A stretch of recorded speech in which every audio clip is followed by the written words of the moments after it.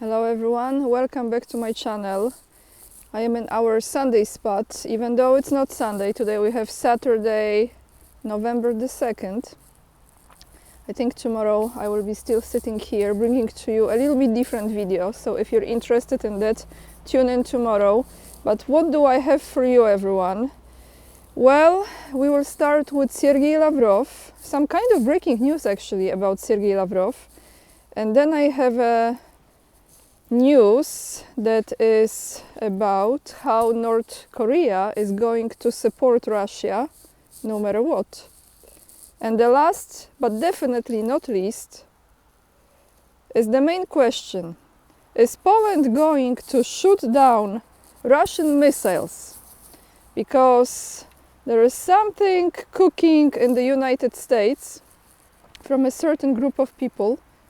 And I'm going to read you a very important article about it. So this will be the last topic for today's video. And of course, as always, if my content brings you any value, make sure to hit the thumbs up, the like button, subscribe to my channel, both free of charge and it doesn't hurt at all. And also leave the comments down below. I read them all. One more thing before I start with the articles. I'm using those headphones. They are pretty good for blocking the wind. It's not too windy, but sometimes you can hear the sound from this jacket. But it's getting colder, so I mean, if I wear the other headphones, then you complain, because I understand the other ones are not healthy. It's better this. So let's go through this, everyone. Sergei Lavrov. So what is the news? This is from African News English edition. Lavrov to visit European Union for the first time since Russia's war against Ukraine. You have to keep in mind that's how they frame it. They don't say special military operation. I'm just going to read you what they say. Russian Foreign Minister Sergei Lavrov will travel to Malta for a meeting of the Organization for Security and Cooperation in Europe, OSCE, in early December, so next month. Russian state-controlled outlet Wiadomości, it's interesting because in Polish we also say wiadomości, that means news, said this on Friday. It confirmed it would be the first time Lavrov has visited an EU country since Russia's full-scale invasion of Ukraine in early 2022. Strange that African News is actually framing that conflict in such a way, but according to the Foreign Ministry spokesperson, I like to call Maria Zakharova a spokeswoman. I think she likes being called a spokeswoman, actually. Quoting Maria Zakharova, the country hosting the event, that means Malta, should ensure that all member states of the OSCE have the opportunity to work. The last time Lavrov visited any EU country was in December 2021. This was 2 months before the war in Ukraine, also for an OSCE Ministerial Council meeting in Stockholm. In December 2022, almost a year into the war, the OSCE met in Łódź, in Poland. The city of Łódź is not too far away from Warsaw. But Warsaw refused Lavrov's entry to the country. So that was in 2022. Poland refused, said Lavrov, you cannot enter Poland. How nice, yeah? Last year, 2023, the meeting took place outside of the EU in the Western Balkan country of North Macedonia. Lavrov attended the session in person. His 2023 trip sparked vocal criticism from Kiev amid last-minute exemption to existing sanctions against the Kremlin. Bulgaria, an EU member, granted permission for a plane carrying Lavrov to fly through the country's airspace en route to the Macedonian capital, Skopje. I think I said the name correctly. Never been to Macedonia. I think it's a beautiful country. I heard this. The permission was temporary and valid only for 3 hours for that plane before and 72 hours after the scheduled date and time of overflight. North Macedonia, an EU candidate country, also issued a similar permit. Ukraine, Latvia, Estonia and Lithuania as Scott Ritter calls them, Chihuahuas countries, all boycotted the meeting. Almost all European countries have closed their airspace to Russian aircraft due to EU sanctions against Russia. Additionally, the EU imposed sanctions against Lavrov, Kremlin's leader Vladimir Putin, and others involved in Moscow's war of aggression in February 2022. However, Brussels has not issued a travel ban against Russia's top diplomat. If confirmed by Malta, Lavrov's trip to this year's meeting is set to raise serious questions at the European Commission and the Council of the European Union. All the EU member states are participating members of the OSCE, a regional security-oriented organization comprising 57 countries in Europe, North America and Asia. This will be interesting, no? We will have all those schmucks gathered, and then we have Lavrov. Isn't it cool? So can I just tell you guys, I forgot to mention in my last video, I took some pictures when I was in Warsaw that are of an exhibition placed right at the front of the US Embassy in Warsaw, actually at the front of Ronald Reagan, the President of the United States, a while back, statue. So if you go to my locals, you will see what is there.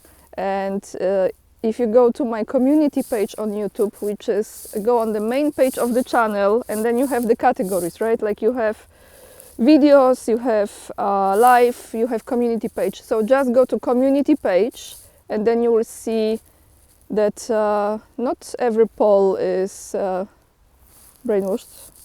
Trust me. So now, the breaking news from Hespress. North Korea says it will stand by Russia until victory in Ukraine. And that is something, isn't it? I'm not surprised, but I am sure that the Biden's administration or whoever runs the show from that side is not happy about it. North Korea will stand by Russia until its victory in Ukraine. And I will be pronouncing now Koreans' names, so apologies if anyone from Korea is watching. Pyongyang's foreign minister said this on Friday, and this was during the meeting in Moscow, that was yesterday, as the United States warned thousands of North Korean troops could be sent to combat in the Ukraine conflict in the coming days. North Korea's Chu Son-hui, I think she is the foreign minister, the Minister of Foreign Affairs of North Korea. She was visiting Moscow. She's on a visit to Moscow as the West believes up to 100,000 North Korean troops are on the brink of entering the more than 2-year conflict on Russia's side. US intelligence has said some North Korean forces have made their way to Russia's Kursk border region with Washington and Seoul, urging Pyongyang to withdraw its troops. And here is the statement from Chu, so the Minister of Foreign Affairs of North Korea: "We will always stand firmly by our Russian comrades until Victory Day." What a nice statement, huh? I think I will use it in the title of this video. And she said this during the meeting that took place with Sergei Lavrov in Moscow. And she said that North Korea had no doubt in the wise leadership of President Putin, who signed a mutual assistance pact with Pyongyang this summer and massively warmed ties with the reclusive state. Chu praised Moscow's offensive in Ukraine as a sacred struggle. Sacred struggle. Look how, I mean, how they are just saying things without any filter, which is quite refreshing. She also vowed that North Korea will continue to develop its nuclear arsenal, with Pyongyang widely suspected of wanting nuclear technology from Russia in exchange for military support. Neither country has denied the troop deployment reports, which Chu and Lavrov did not mention in their statements after their talks, so no one knows. Taboo. Lavrov did, however, laud very close ties between the two countries' armies and special services, which means, yes, it's happening. This will also make it possible to solve significant security tasks for our citizens and yours, he added. Lavrov said Russia was deeply grateful for North Korea's principled stance on Ukraine. All right, so we have this, and now definitely, last but not least, topic from here, Polonia.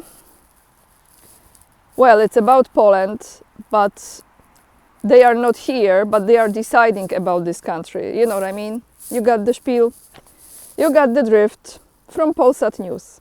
Congressman with an appeal to Joe Biden. Poland is to shut down Russian missiles. So, there are some people in the United States that want Poland to be dragged into this because they will not be here, they will not be sacrificing their kulos.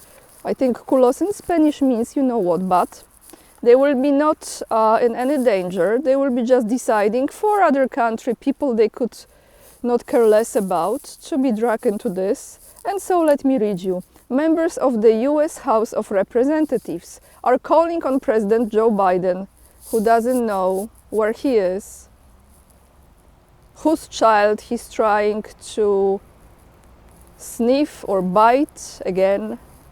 This is actually not a funny subject. They are calling on him to grant Poland permission to shut down Russian missiles over Ukraine. And they have to hurry up because the election is coming very, very soon. So if he agrees to anything, it has to be before November 6th, right? I know it's on the 5th. Maybe they will be counting again forever, but not much time left. According to politicians, this will increase the security of the eastern regions of Poland, of our country, and significantly help the armed forces of Ukraine in defending critical infrastructure. So, dragging another country into war will increase the security of the eastern regions. So, how you create peace? Through war. Yeah. The case is reported by the portal The Hill, whose journalist reached a magazine written by Joe Wilson and Steve Cohen. I didn't look those two up, I should, because when you see the face and when you feel the energy, it actually tells you a lot. So maybe we can do it. Steve Cohen and Joe Wilson, they are members of the US Commission on Security, I think. That's right. Members of the US Commission on Security and Cooperation in Europe appealed for a favorable decision by Joe Biden in the event that Poland asked for the ability to shut down Russian missiles. Yeah, just go for it, commit suicide. The document asked the US president to give Poland authority to intercept and neutralize missiles over Ukraine, especially those that threaten to invade Polish airspace. So you can just pretty much say that anything that's flying was apparently flying over Polish airspace, and then you have the excuse. While Russia continues to escalate hybrid warfare by violating airspace, attacking critical infrastructure and attempting to destabilize democratic institutions, we have hesitated to confront these threats decisively, allowing Russia to wage war against the alliance with minimal consequences, it said. Joe Wilson and Steve Cohen stated that the decision should be made as soon as possible due to increasingly difficult situation of Ukraine and the war. Yes, I mean, this is about election in the United States. This is not about the difficult situation in Ukraine that has been difficult for a very, very, very long time. Radosław Sikorski, so you know, who our Minister of Foreign Affairs of Poland, who tweeted when the Nord Stream pipeline exploded, thank you USA, he says, he spoke about the possibility of shooting down Russian missiles over the territory of Ukraine in an interview with Financial Times. According to the foreign minister, Poland must ensure the protection of its citizens even if such actions could lead to a direct conflict between NATO and Russia.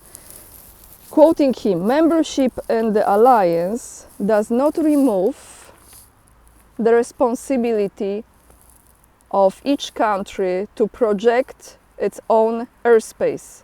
It is our constitutional duty, he said. Let me walk away, because some people just came here. So, this is what's going on. I think they will be doing everything in their power to get this approval. Either he's conscious or not conscious, because, you know, Biden is not there. Whatever is the creature that is called Joe Biden. We see how this goes, because if they get this permission, I don't know.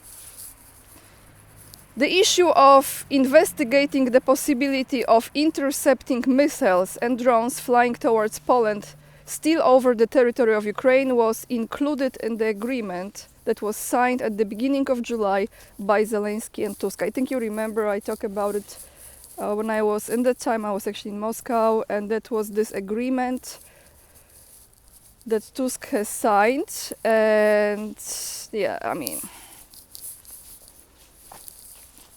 I don't think it's gonna happen, guys, but who knows how crazy they are, how desperate they are, because they are losing this battle big time. As you know, they already lost it, but still, they're not gonna give up the fight easily.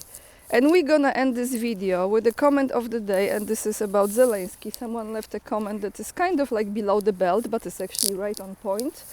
Let me just go somewhere where I have a little more privacy. Okay, so the comment is from Hans Boet, I think that's your name, who says, this is about Zelensky: let him play the piano with his flute again and close the valve, how you say valve, you know, the top of the piano, suddenly.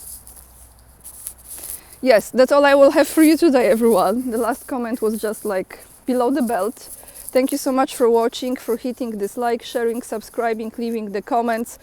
I am able to attach all the platforms because I will be putting this on my computer today. So if you would like to support my work, the best way to do it is by becoming the member of my channel. And by joining me on Locals, you can be supporter there as well, means a lot. Also, you can help me on Patreon if you choose to. I have PayPal as well. You follow me on Instagram. If you don't, make sure to follow me there. I put really nice pictures from my trip to Warsaw, and join my mailing list. And also, if you haven't purchased the book that I collaborated on Scott Ritter, but you would like to do it, I think it's a good time, definitely before Christmas, before the end of this year, so you can have it. Covering Ukraine, the Scott Ritter interviews through the eyes of Anya Kay. You will have two links attached. One is to Amazon, you have paperback and ebook, and the other one is directly to the publisher. And I appreciate your support with this. Depending on how well this book will do, that will change the trajectory of my life. That's it for today. Lots of love. And remember, we are the leading edge and we are saving humanity. I see you tomorrow in a different kind of video, since it's Sunday in the same spot. Bye, everyone.